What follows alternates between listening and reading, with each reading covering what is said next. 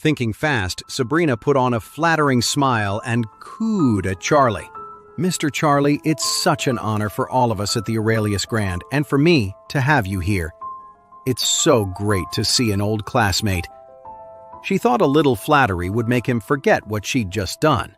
She had seriously underestimated Charlie. When Isaac heard Sabrina's words, he asked "Sabrina, you and Mr. Charlie are classmates?" "Yes, we are," Sabrina said quickly. "Charlie was the class president back in college. We were really close," Isaac said immediately. "I'll inform the head office tomorrow. You're the new director of human resources for the Aurelius Grand.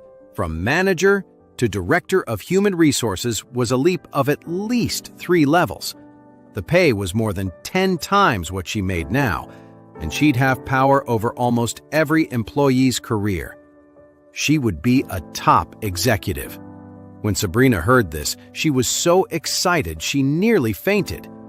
Just then, Charlie said, coldly, "Mr. Craven, do you know what my relationship with Sabrina is really like?" Isaac thought Charlie was unhappy with the promotion and immediately said, "If Mr. Charlie isn't satisfied, then we'll make Miss Sabrina the vice president."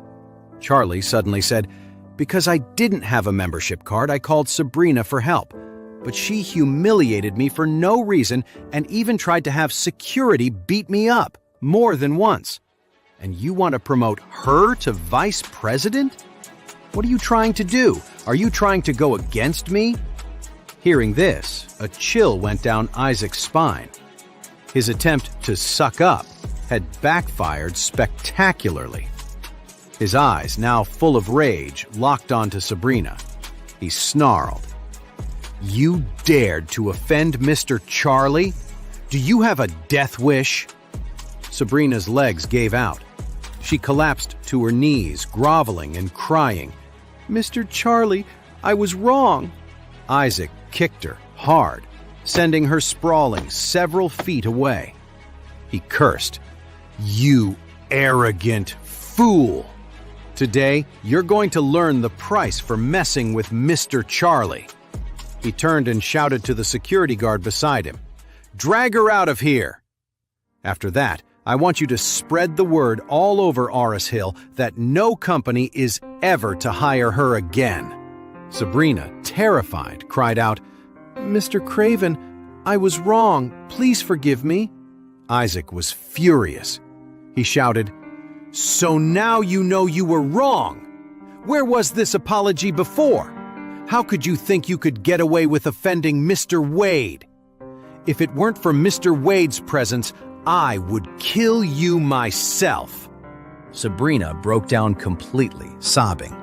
She dropped to her knees and crawled over to Charlie, banging her head on the floor over and over. "Mr. Wade, I was wrong. I'm so sorry. Please, for old time's sake, let this go."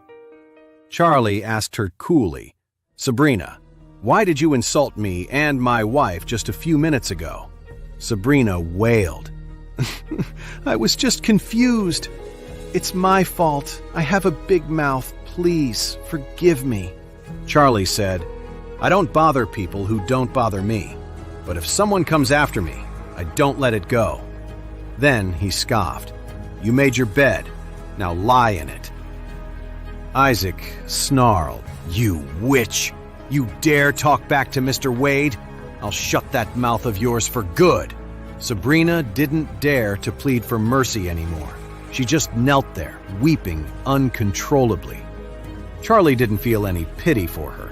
He just ignored her and said flatly to Isaac, "I want to talk to you about the Sky Garden. Let's go to your office." Isaac nodded quickly, saying respectfully, "Mr. Charlie, please come with me." Then he pointed at the nearby security guard and yelled, "Get her!" "Yes, Mr. Craven!" The security guard wouldn't dare to disobey. He nodded and immediately moved to grab Sabrina. Sabrina's wails filled the air, but Charlie paid her no mind. He followed Isaac, who was nodding and bowing the whole way, into the Aurelius Grand. As soon as they arrived at Isaac's office, Charlie got right to the point. "In a few days, it's my wedding anniversary. I want to reserve the entire Sky Garden. Is that possible? Isaac replied without a moment's hesitation. Mr. Wade, to be fair to all our premium members, the Sky Garden has never allowed private bookings. We don't even make exceptions for city officials. But for you, whatever you need. If you wanted, we would reserve the garden for you and you alone, forever. Charlie said calmly, "That won't be necessary. Just for the anniversary is fine. Also, I'll need your help to prepare a little surprise for my wife." Isaac said at once, "Mr. Wade, don't you worry. I and the entire staff of the Aurelius Grand is at your command." Charlie had settled things at the Aurelius Grand. On the bus ride home, he noticed that almost every other passenger was on their phone, scrolling through social media. And to his surprise, they were all watching the same video. It was the viral video of someone throwing $13 million in cash at Rare Earth. The video was shot from the perspective of Steven's entourage. It showed a fleet of top-of-the-line luxury cars, a dozen security guards in black suits carrying black briefcases, and $13 million in cash being dumped on the floor. It was a humiliating spectacle for the sales manager, who had nowhere to hide as the whole thing was posted online. But the video never showed a clear shot of Charlie's face. The clip went viral all over Oris Hill. Everyone was wondering who this mysterious hero was. Girls everywhere were having their own Cinderella fantasies, dreaming of meeting this low-key Prince Charming. Charlie watched it a few times to make sure he couldn't be recognized.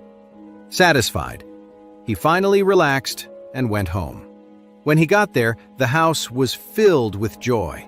Claire had landed the contract from the Grand Group and was going to be made the director of the Wilson Group.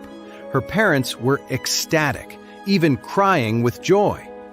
After being looked down on by the Wilson family for so many years, she could finally hold her head high. With his in-laws so happy, even the sight of Charlie didn't seem to annoy them as much as usual. His mother-in-law said excitedly, "Oh, I'm so happy today. My daughter is truly someone special." Then she looked at Charlie and, with a rare smile, said, "Charlie, I guess you deserve some credit for this. I won't make you cook tonight. Let's go out to eat." Claire smiled and said, "Great, let's go to the Ritz for a fancy dinner." "That's too expensive," her mother blurted out.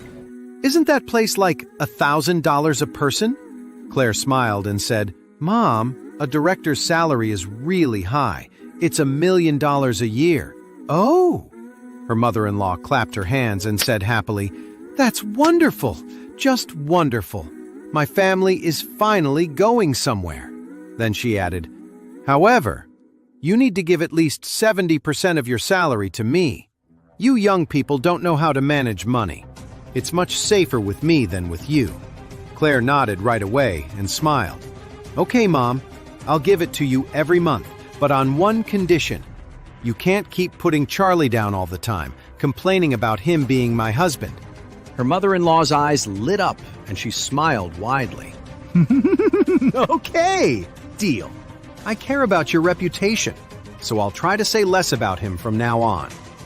While the family of four went out for dinner at the Ritz, Wendell was sulking at home. He'd seen the news from the Grand Group, and it left him fuming.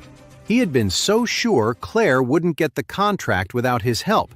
He never expected her to land a $60 million contract that morning. He remembered the smug things he'd said at her house yesterday. Didn't that make him look like a total fool now? Harold called to complain, launching right into it. "Wendell, you've got some nerve. I've been trying to set you up with my cousin, and you go and help her get the deal with the Grand Group? You're making me look like an idiot." Wendell was just as confused. What the hell? He hadn't helped Claire at all. Then Harold asked, "Wendell, tell me the truth. Did you sleep with my cousin?" Wendell was too embarrassed to deny it. If he admitted he had nothing to do with any of it, he'd be admitting he was completely useless. So he just mumbled, "Yeah, sorry, Harold. I'll make it up to you, I promise." "I knew it," Harold sighed, then quickly asked, "So, Wendell, was my cousin still, She never let that loser husband of hers touch her. You really hit the jackpot. A sick idea started to form in Wendell's mind. Perfect. Claire was still a virgin. He could spread a rumor that they'd slept together to drive a wedge between her and her husband. Thinking of this, he smirked and said to Harold, "Harold, you were right. It was incredible." Harold said, a little bitterly, "Well, you owe me now, Wendell. Don't forget about me." "Don't worry," Wendell agreed easily. Right after he hung up with Harold, Wendell's father called. As soon as Wendell answered, his dad blurted out, "Wendell, we have a problem. The Grand group just cut all ties with us. Have you pissed someone off recently?" Hearing this, a chill went down Wendell's spine. The Grand group had cut off all business with the Jones family? That meant the family was facing a massive loss. He blurted out, "What's going on, Dad?" "I haven't pissed anyone off lately. Have you?" Wendell's father said. Angrily, "Me neither. I've been at the office all week. I haven't gone out and made any enemies." Wendell said nervously, "Oh, Dad, you don't think the new chairman of the Grand group is shaking things up, do you?" That's probably it, Wendell's father realized. With the new chairman taking over, I haven't even had a chance to introduce myself. I've tried to set something up with that woman Doris a few times, but she just keeps saying their chairman isn't taking visitors. Wendell asked, "So what do we do?" His father thought for a moment. "Wait, that's right. The Wilson family is having a banquet tomorrow night. I heard they invited the chairman of the Grand group. We'll go and find a way to meet him there." "Okay," Wendell said immediately. "We'll go together tomorrow." The next day was the Wilson family's big night, and the entire family was buzzing with excitement. The news had been brewing all night. The Wilson family had not only landed the Grand group contract, but had also invited the chairman to their banquet. The story had spread all over Oris Hill. For the banquet, Charlie put on the best suit he owned and headed to the hotel. Just as he got out of his car at the hotel entrance, a luxury car screeched to a halt right in front of him. A moment later, Wendell stepped out, dressed in a designer suit, his hair perfectly styled. A valet immediately rushed over to greet Wendell. Wendell clearly saw Charlie, too.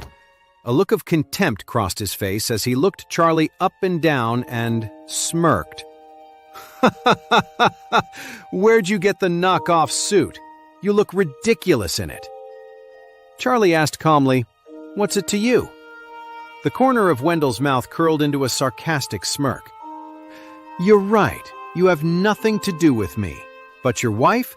She has everything to do with me now." Charlie frowned. "What are you talking about?" The people nearby couldn't help but stop and watch. Since last night, a rumor had been making the rounds.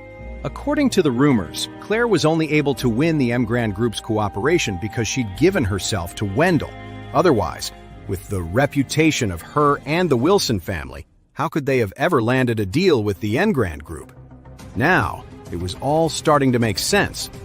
Wendell saw the crowd gathering around them and said to Charlie, "So, what do you think the real reason is that she got that contract?" Charlie looked at Wendell and asked coolly, "And what reason is that?" Wendell's mouth curled into a smirk. "It was because of me, of course. Claire is my woman now, so I pulled some strings to help her get the deal with Grand. If you know what's good for you, you'll divorce her. It's the right thing to do." Even though everyone nearby had already been gossiping, hearing Wendell say it so directly was still a shock. "Ha ha! So it was true. Claire had actually gotten the contract by sleeping with Wendell. Because of you?" Ha ha ha ha! Charlie didn't get angry. He just laughed and said, "You really think you're worthy?"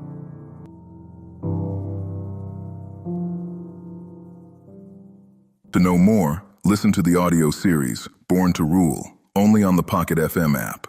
Install the Pocket FM app now within 1 minute to download 10 free episodes before the offer disappears.